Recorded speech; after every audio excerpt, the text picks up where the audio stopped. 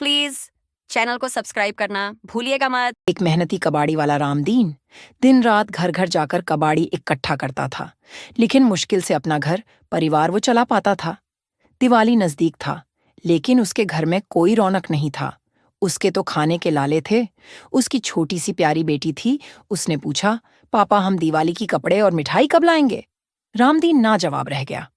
उसकी पत्नी ने बच्ची को समझाते हुए कहा, बेटी अभी थोड़ा समय है, आपके पापा जरूर लाएंगे।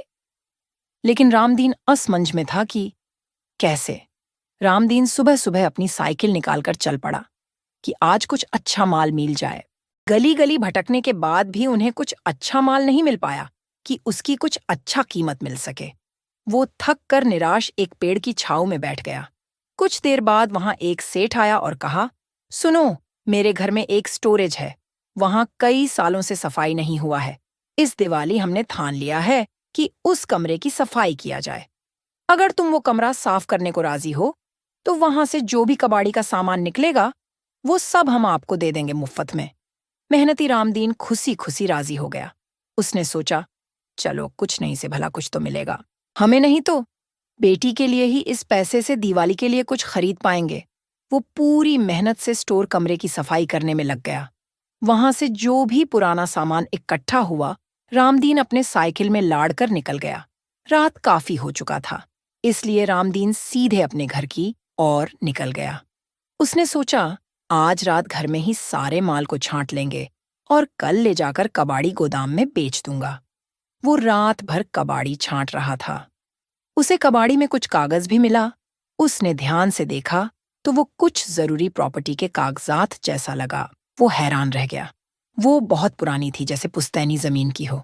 वो सुबह सुबह वो कागजात लेकर सेठ के पास चला गया और कहा, सेठ जी, हमें आपकी कमरे से कुछ कागजात मिला है। लगता है कोई जरूरी प्रॉपर्टी के कागजात है। मैं यहाँ उसे आपको लौटने आया हूँ। सेठ ने बारीकी से देखा तो पता चला वो कागजात तो उनकी पुश्तैनी जमीन की है।